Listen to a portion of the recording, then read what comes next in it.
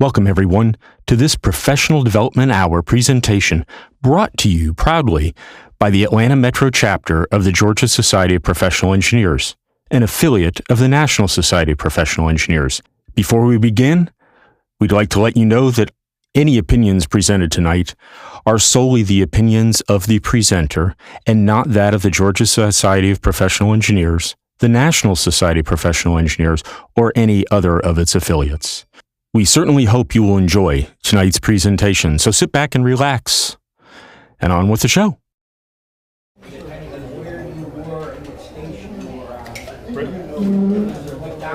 everyone, I'm going to get going with the presentation. As I mentioned earlier, I don't think. I'm sorry? Is the mic on? Yeah, you're It right. is. Okay. Yeah. Presentation today is on Agile project management. Our presenter is Saurabh Srivastava. Srivastava, yep. And I'll let him introduce himself. A couple of notes, though, before we get going. I wanted to remind you. One of them is make sure you've turned off your phone. And also be mindful, I asked Rob, he'll take the questions as they come along.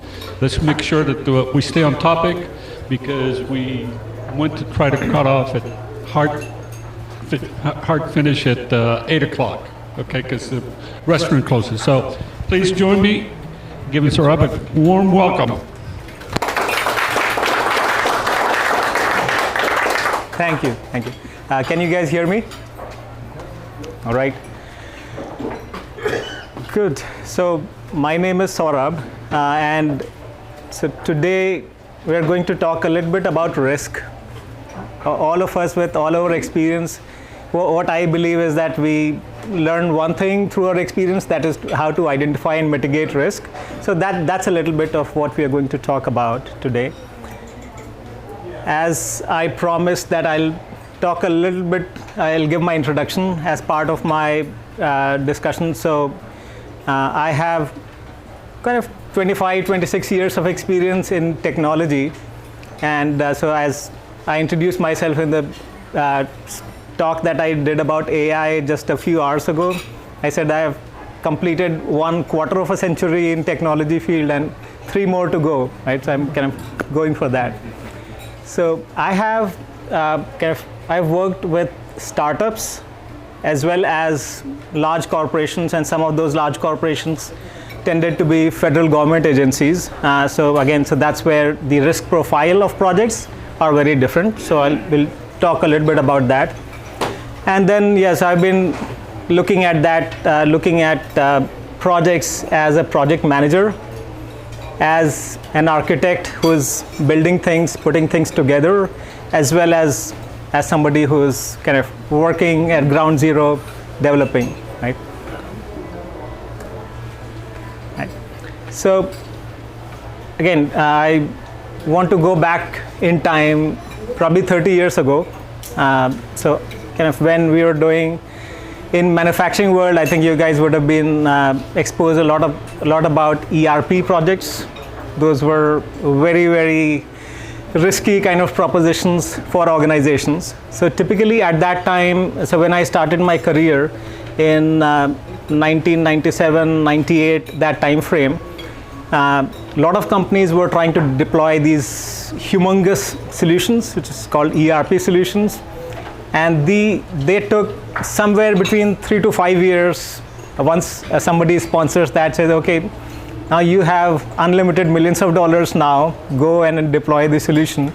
So you had typically it took 3 to 5 years of deploying a particular solution. And by the time the solution was up and ready, and people said that, okay, now the system is up and running, guess what? The business ecosystem has changed, the technology ecosystem has changed, and there were a lot of cases where 30, 40, $50 million of investment and a lot of time went completely to ground zero, to waste, right?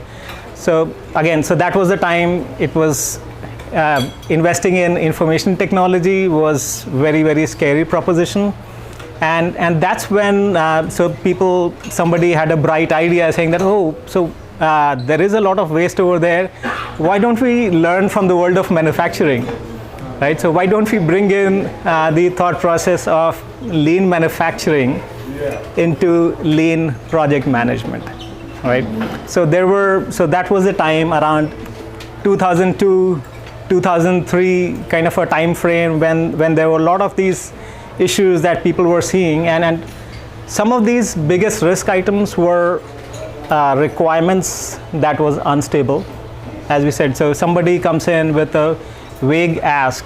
The key thing when you're developing any large system is that when you're looking at, yes, we have to develop a system, but you give me requirements, right? And so nobody ever gets perfect, clear requirements on day one to start with the project. So requirements kept on changing.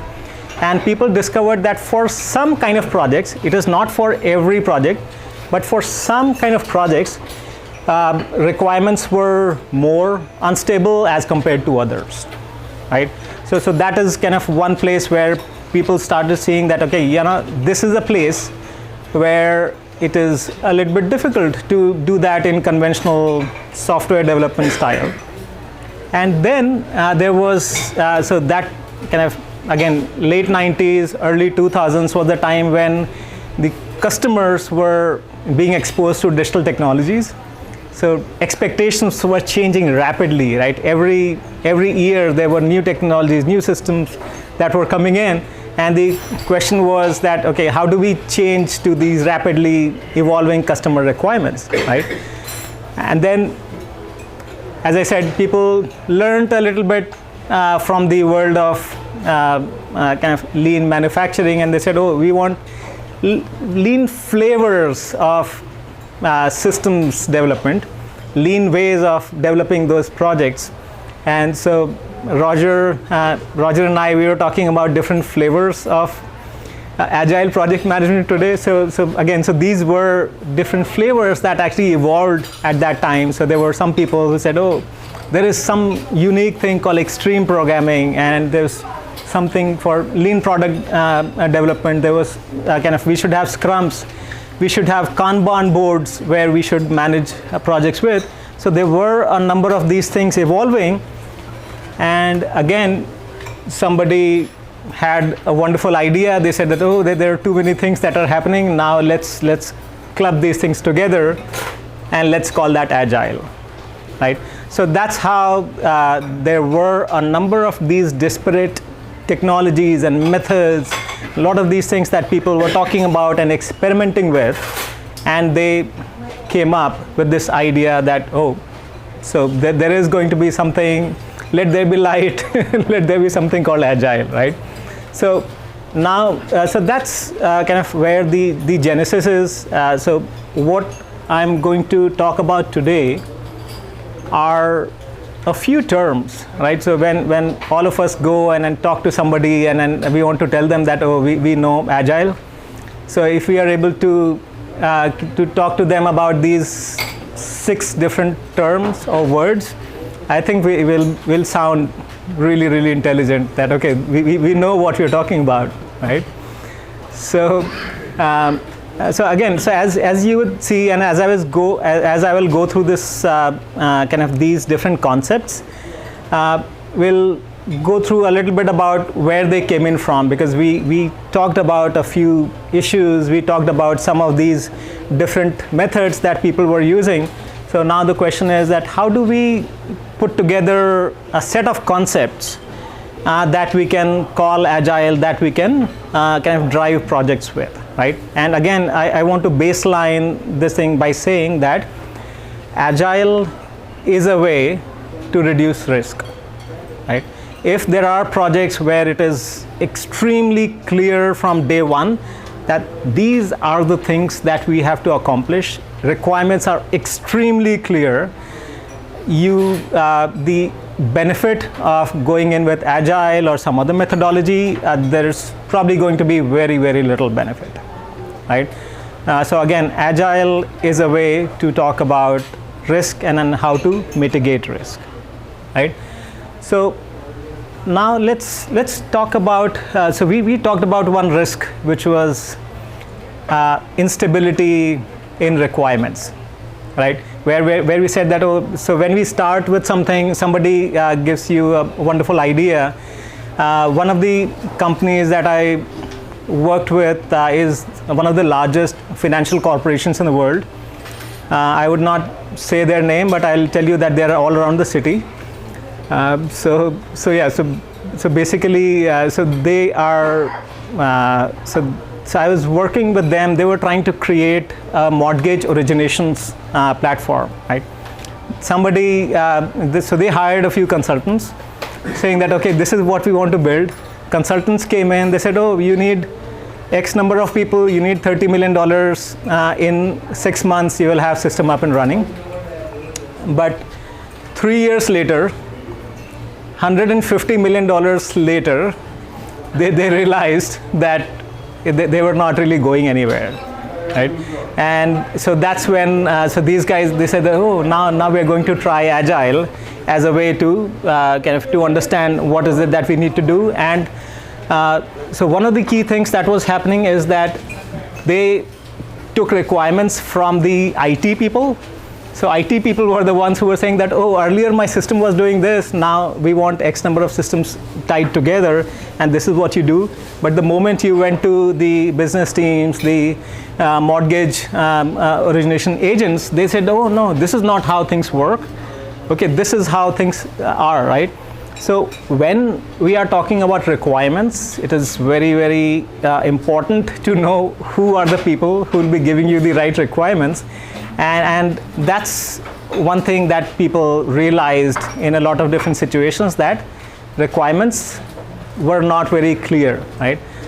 Now, so that's when, so again, I'd probably pause at this time. I'll ask this question, that given your situations, the kind of projects that you have, so can you give me an example of a project or a situation where you saw that requirement instability was a problem?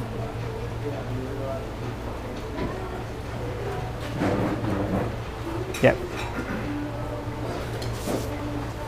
I once had a case where I was working for a company, and they told me to work on this project, and they shipped me out to California because they were going to be getting together. And I get there and everybody's starting to work on this, and I said, what are the requirements for this project? And nobody could put their finger on what they were actually trying to do. Yep. So it was like, I can't believe we're creating this solution and nobody knows, nobody can define for me what the problem is we're trying to solve. Exactly.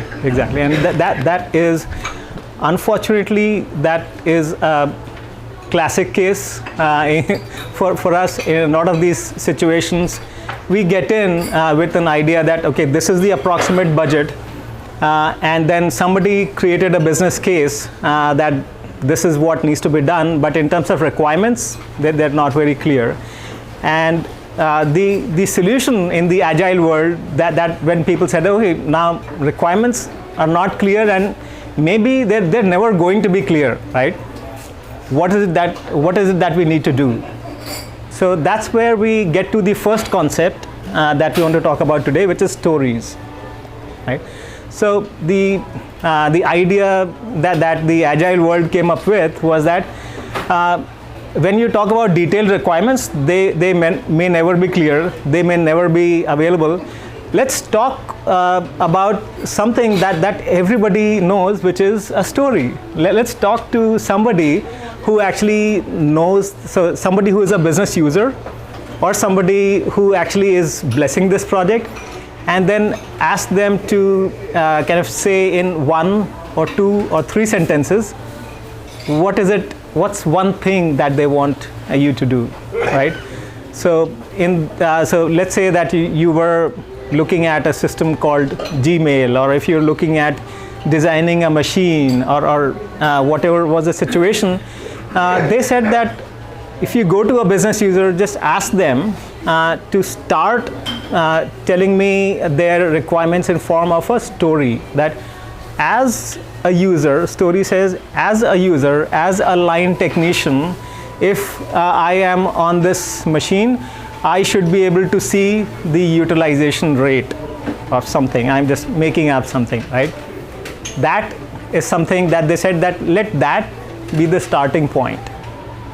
Okay, so that's where they said that, so let's come up with that kind of just 1 or 2 or 3 sentences of just high-level description, because again, if we keep waiting for a requirement which is frozen and which is well reviewed, we're not going to get it. Good. Yes, what I found to be the case, especially in software development, was you develop to the requirements, you test, and then the client wouldn't be happy. So everything you found was a change in requirements, but they would call it a defect. And so the difference between defect and requirements can be rather frustrating too. Absolutely, absolutely. And I think that concept, so I'll talk about that when we get to sprints, the idea of sprints, that how people tried to solve that problem. So that's where, so we talked a little bit about stories, that stories are a way, they are a starting point for you to say that, I have this high level requirement and let's start development, right? So once somebody on the business team would write a story that I go to this machine, I'm standing in front of the dashboard, I should be able to see this metric.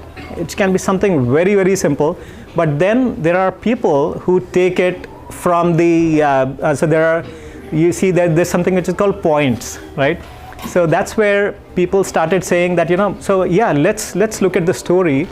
Now let's try to identify what's the complexity associated with this story, right? Is it simple to deliver? Is it simple to test?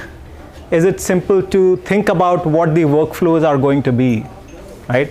And now, again, if you go to this so anywhere, wherever people are involved, there are people with different levels of competency. If you ask somebody that, oh, so I need this feature, how many hours do you think that this thing would take? Everybody would have a different idea that, oh, so this is going to take 2 hours, this is going to take 20 hours, right?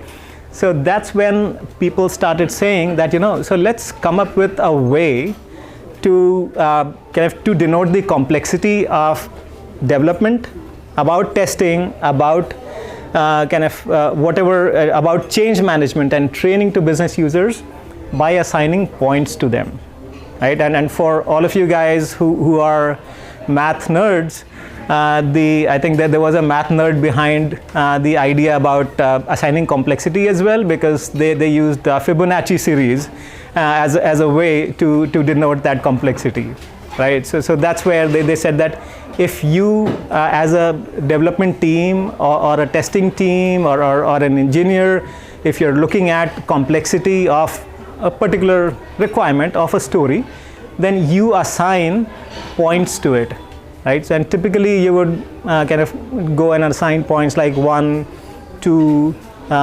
3, 5, those kind of things in Fibonacci series, and that idea may seem very arbitrary to start with, because again the complexity in terms of those scores, that changes as well, but the idea is that this is something that is specific to that team and the type of task. So over a period of time, the team, since they keep working and they keep giving you complexity scores, they are measured, their complexity is measured in terms of what they call points velocity, right?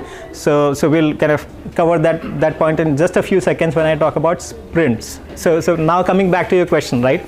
That somebody said that, so you got a requirement, you wrote a user story, you developed something, your testers tested it, and then it goes to the customer, and then customer says, this is not what I want, this is a defect, this is a bug, I want to throw it away.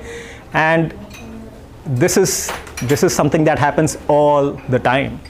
Now, the question is that when typically from a project management perspective, if you think about this, that you have a few things for you to play with.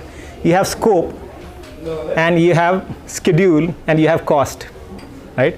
So here, what people said was that, if we want to reduce the complexity for us, let's freeze one variable out of these three, okay? And the variable, sorry, go ahead. What was the second one? Schedule, scope, schedule, and cost, right? And what they said was that we'll freeze one variable, and that variable was schedule, right? So that's where they said that, let's do this, that there would be something which is called sprints that would be fixed in duration. Whatever happens, so let's say that you take 1 week or 2 weeks, or maybe in certain cases 3 weeks as the time frame for an incremental piece of functionality. We are going to deliver something that is of customer value, okay? And at the end of that sprint, there was something which is called a user demo, right? That you would finish the work in that sprint, and you would say that this is something that has to be done at the end of the sprint, and users have to go and look at it and tell you whether this is something that works for them or does not work for them, right? So that is where now, if this thing would have been 3 years since the users actually saw something, and then after that they did not really have an opportunity to provide direct feedback, that would have been different. But in this case, what they said, that we are going to freeze something which is called schedule, and we are going to have these micro sprints, 1 week, 2 weeks, 3 weeks, and a lot of software engineers cried. They made a lot of hue and cry about this whole thing. What can we deliver in 3 weeks? This is something that is impossible. Even testing and one round of testing, all of those things, they take some time. But they said no. You automate your whole testing process. You do whatever you have to do, but you have to produce something that is worthy to be shown to a business user within that period, right? So that is the way that what they did was that they defined a 2 week or the 3 week sprint where you have to get feedback from the business users. Now, business users can actually come back and tell you that this is great, or they can say that this is BS and this is something that does not work for me, right? So that's where you are getting constant feedback, and which is where we were talking about risk in terms of scope. This is a great way to actually deal with highly risky projects, right? Because you did not have very clear requirements to start with. You started working out of kind of very, very high level requirements, and then now you're getting direct feedback from people. So go ahead. So if you're working the schedule and you deliver the schedule, and then you get the feedback that this isn't what we want, you just missed the schedule. Yes. That's So- again. So yeah. So then the schedule's not really fixed. Yeah. So yeah. Let me add to that. Right. You finished something. You thought you finished something, and again, so that's where we'll talk a little bit about definition of done, what that is. But you thought that I finished something in 3 weeks. You showed it to the business user, and the business user says, this is not what I want, right? Then what happens is that so when I say that you have to freeze the schedule, what that means is that the incremental time in which you actually had to get in front of the business users, that is fixed, right? But in this case, what is actually happening is that the end thing that you actually have to roll it out in the field, that is the release part. So yes, there could be situations where let's say in the end, you are not able to incorporate the feedback, whatever the business users gave you, and you missed that. In the end, you will be doing a release. There would be whatever X number of things that were promised, maybe not all of these things get deployed, but there is something that will get deployed. And then after that, again, if business users say that, oh, this is not something that is worthwhile, then it will not be deployed. So I mean, we just went through this, right? Yeah. And it's, Yeah. Sorry. no, I don't disagree with you. I'm just providing an example. I'm talking about individuals in different disciplines with 35 years experience in each discipline. What we're observing on the largest manufacturing projects, the contractors to think that they can go into the engineering offices and browbeat them when electrical equipment schedules are extremely large, transformers, switchgear, and it gets so unreasonable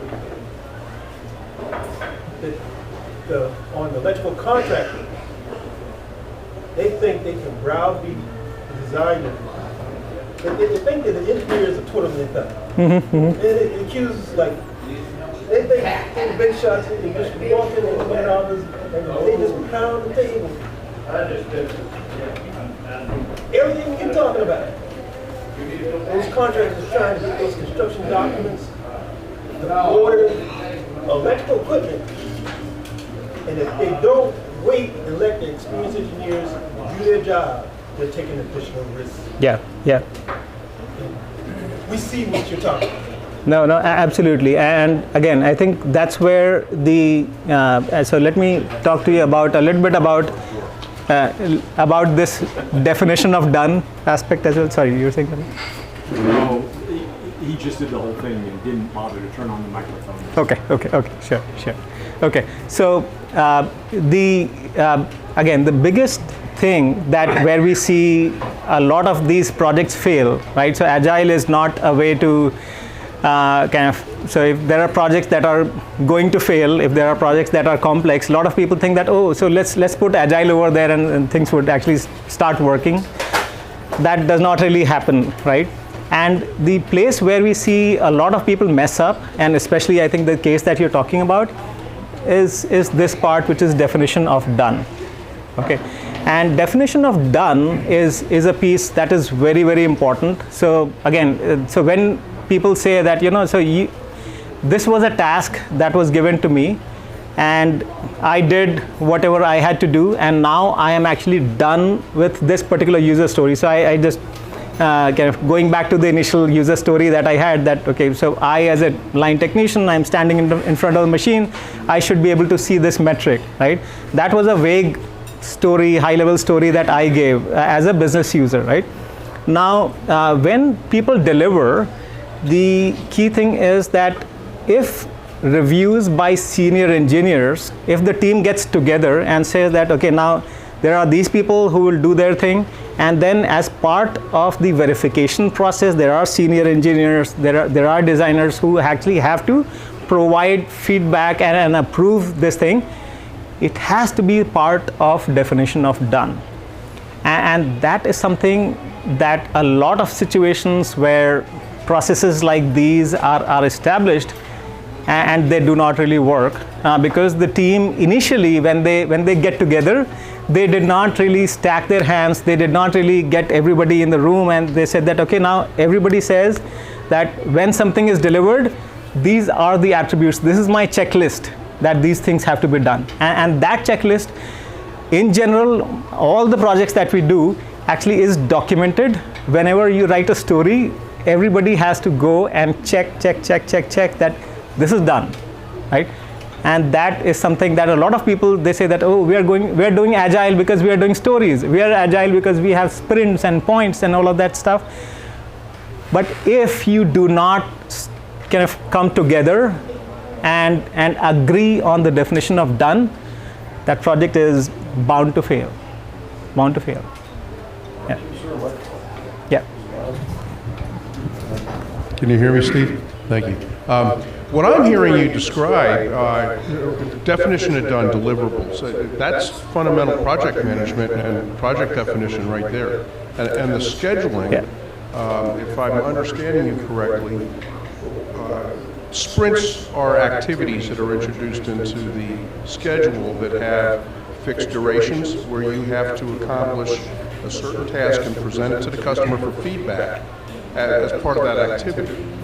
Yeah. And my interpretation of what you're describing is that that's an exercise, that activity is intended to get that customer feedback at an incremental point where you can have productive feedback incorporated into the project development over the rest of the schedule. So it's not really a schedule setback if they come back and say, that's not what we're looking for. it should be programmed in that you're going to have feedback. Yes. You're going to incorporate Yes. your feedback. Yeah, to move forward. absolutely. So generally, what happens is that typically, as I said, release is the time when this solution will actually be delivered in the field. So in software world, we say going production. That is something that happens when the release happens. But what we typically do is before the release, probably for 3 to 4 weeks, we have a readiness sprint, and that's where kind of there are we do expect that there will be feedback, there will be things that we'll need to fix, and we make sure that there is some kind of a buffer that is there in place to incorporate for those things. So yeah, again, absolutely right that so we do plan for the activity that there are going to be spillovers. So obviously we want things to be there. We want feedback. We want critical feedback to come in, but we have to plan so that before release, there has to be a period where there are a lot of these incremental activities that will have to happen, and without really getting kind of too deep into the world of software, but you have security testing, you have performance, and all of those things which may not really happen along with the sprints all the time, but all of those things have to happen just before the release time frame, so we have buffer for that. Well, Yeah. wouldn't the sprints be? Wouldn't the sprints be focused on the important aspects for the client, for the user? For the functional aspects. Functionality, exactly. Yeah. So all of the other due diligence, the security aspects and all that would follow later, wouldn't it? Yeah, so that's where for security, so there are two aspects of security. One is that if there are features that are related to security, where it says that this user role, if I am a senior line technician, only then I should be able to see this. That is a functional security requirement that is implemented as part of the functionality development. But then there could be something which is called penetration testing, that software is deployed and now we are going to let hackers loose and they're going to do their stuff. That is something that happens towards the end. Right, Yeah. that's what I was. Yeah, absolutely. One of the things, guys, to keep in mind, remember what he said, it's about risk mitigation. If you have a project that's, say, a 2-year-long project, it's better to find out that the product isn't what your customer wants every 3 weeks than it is at the end of the 2 years and they go, this is not at all what I asked for. Because now you've spent 2 years wasted instead of, okay, even if you were dead wrong, you've spent a week, 2 weeks, 3 weeks to find out that that wasn't really what they wanted. Maybe it's what they wrote down, but it's not what they wanted. Maybe you did what they asked, but they found out it's still not what they wanted. So that ties back to what he was saying about risk mitigation. I've been in environments where they had the feedback, but then they ignored it. Yeah, and then that's another place where we're talking about the definition of done part, because if you do not provide feedback, then that thing did not get delivered. And that is something that is supposed to be implemented as part of the system itself, that if you did not document your feedback, we are considering this thing as non-compliance.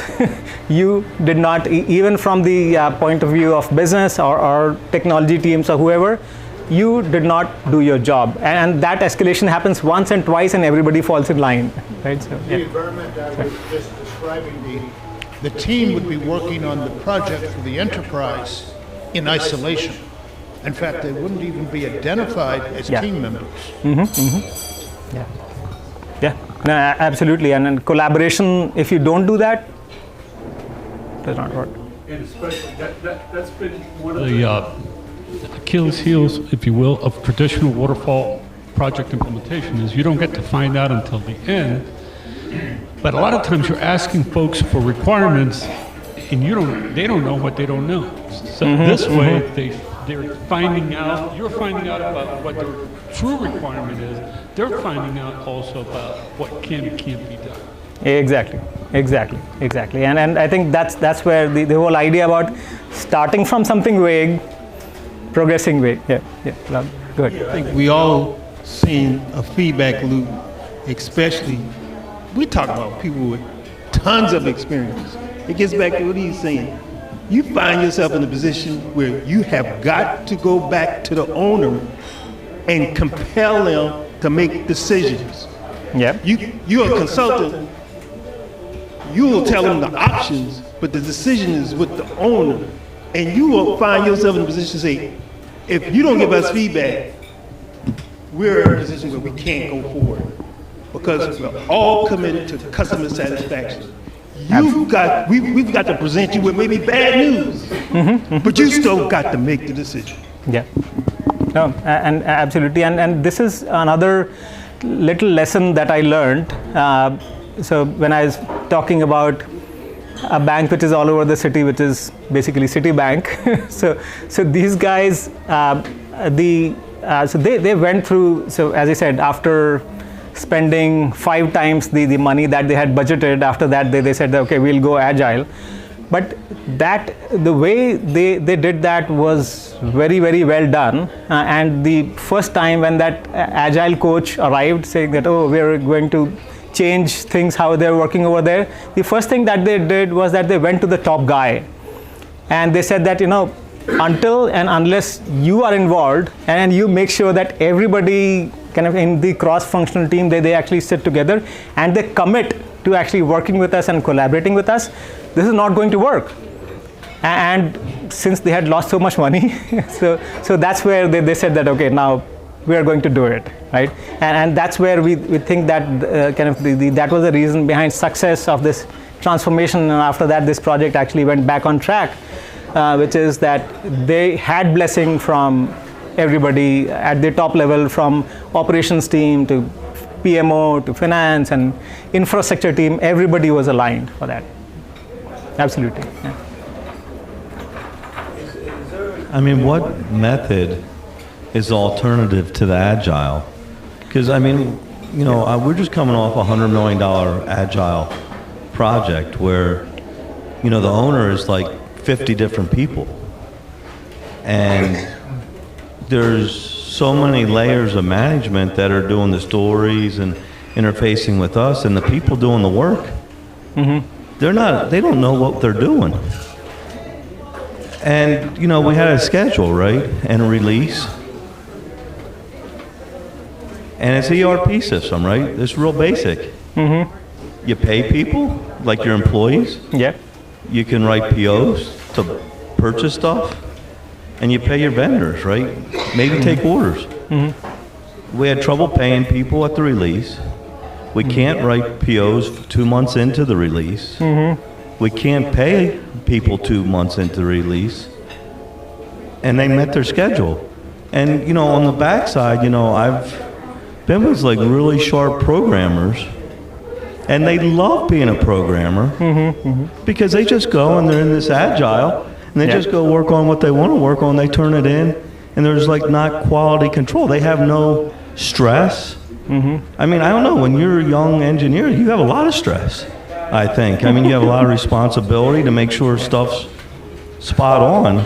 Yep. And I think that, I don't know. I see it's a complex problem and a complex project, and it's not linear in any stretch, but I think that this kind of hides some quality control or something. So this thing, again, that's a great kind of point, right? As I talked about this thing earlier, that so there is, in terms of quality control, the only way that something you can actually, I'll give you an example, right? Right now, for certain projects, we are doing 1 week sprints. What 1 week sprint means is that you have probably a day or maybe day and a half to probably understand what are the tasks and analyze and then work with the business analysts. Maybe 1.5 days to code, right? And then some time to test, right? It's not really a lot of time. One week is something that just goes by kind of very quickly, right? Now, all of this process, can you do a lot of comprehensive testing? And so if there is somebody who is breathing down your neck saying that, oh, you need to finish it quickly, right? So that's where those kind of, in those projects, there's a breakdown because things are not quality controlled properly.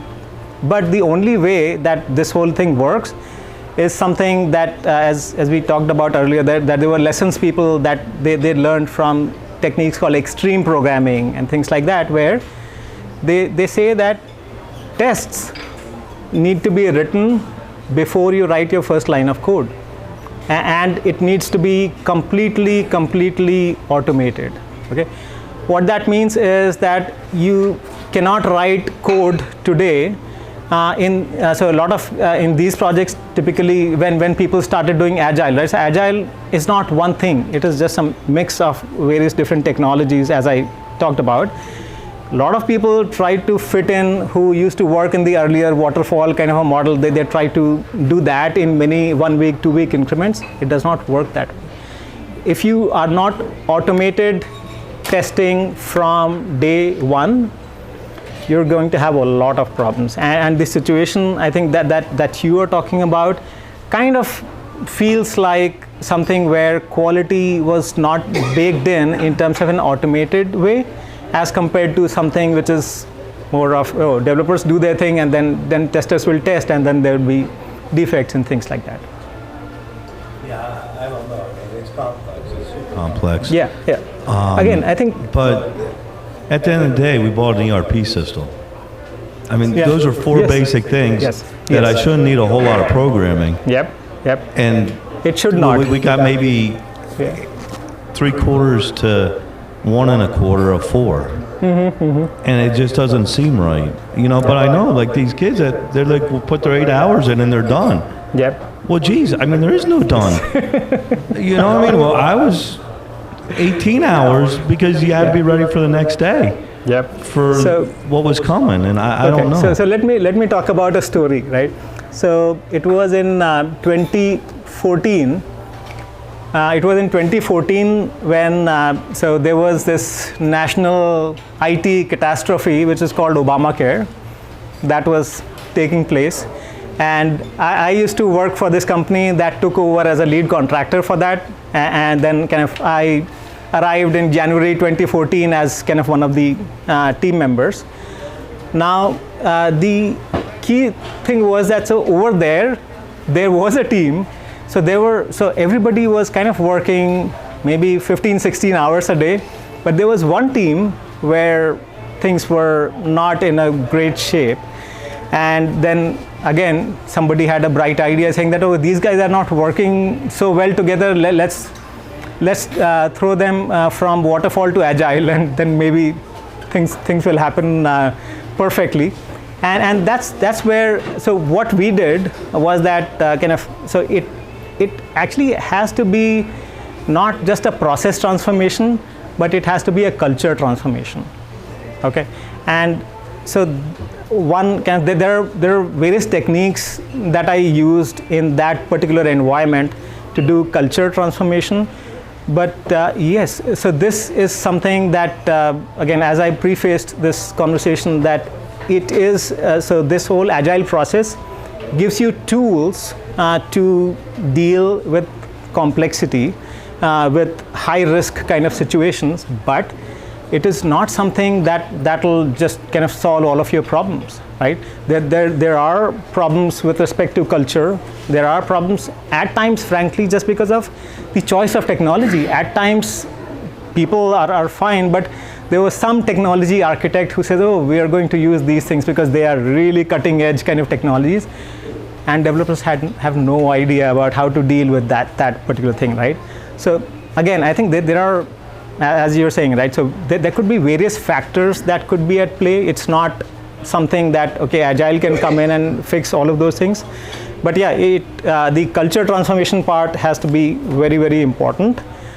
Again, I think so I have a slide for that part as well, that kind of talking about, so as I was talking about this particular situation where we were doing this work for the federal healthcare system, the Healthcare.gov ecosystem, we actually had tools in our toolkit to actually go and inspire people, tell people how complex this thing was. There were times when so we had these scrum calls where President Obama actually joined himself.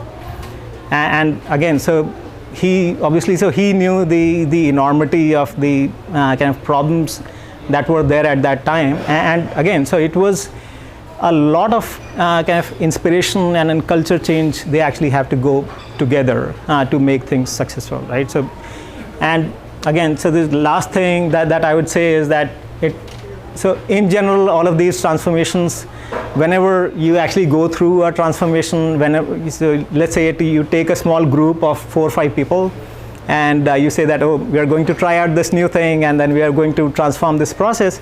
It's very, very important to have a little bit of fun with that. So for example, so we had these Scrum meetings that actually happen. So if you guys are aware of this whole thing where people provide their updates.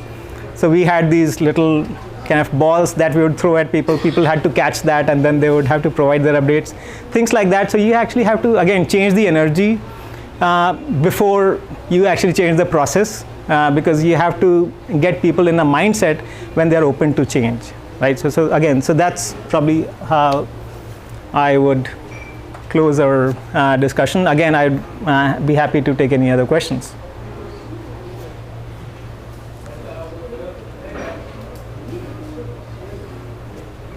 Yes. So the focus of this, Agile project management is on software development projects primarily. Does it have application in other project environments like brick and mortar type of projects where you're scoping a project and developing kind of like a design build delivery process, where client input for the scope definition is an important element? Yeah. So if you are designing something, especially I think in case of design projects where you're producing an artifact and getting feedback from customers, I think this whole thing in terms of any information knowledge-based system design, this thing I've seen that apply in various kind of situations. But I have personally not worked with a project where we were implementing, actually doing project management for actual brick and mortar construction through something like this. I've worked on projects where it's machinery, and it's very useful to get feedback early. But there's people who want to formalize it and not do the feedback early. Well, we have to do it formal. So, yep. Yeah, that's too late. Yes, yes. Good. Yeah, I'd like to amplify what Roger just said. I also am involved in developing machinery, and I've had training in Agile and Scrum and so on. And we had come up with a product that was very, very good. We took it to the market, and it crashed and burned within 2 weeks. Mm-hmm. So we said, oh, gee, we need to go and redo this. And so what I did was I borrowed from Agile, and I said, okay, what we're going to do for the requirements is we're going to go and put them all in the case of user stories. Okay, I am the surgeon, and I want this to be able to do that. Yep. I am the nurse, and I want to be able to go and use it quickly. I don't want to have to fiddle with it as I set it up. And we created all of these user stories that showed exactly what needed to be done. And I think that really helped people to crystallize what it was they were trying to go and build. Absolutely. Now, absolutely. The rest of it, the concept of the sprints and so on, that did not work in this hardware development environment. Correct. But there are things that you can use, you can borrow and implement as needed. Yep. Absolutely. Any other questions?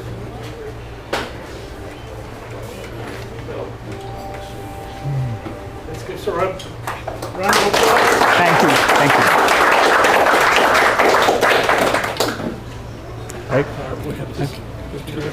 Right. Appreciation. Thank you. Thanks a lot. Right. Cheers. Thank you. All right. We hope you enjoyed this presentation given at one of the Atlanta Metro Chapter meetings of the Georgia Society of Professional Engineers, an affiliate of the National Society of Professional Engineers. To find out more about us or to join us, check us out at GSPE.org.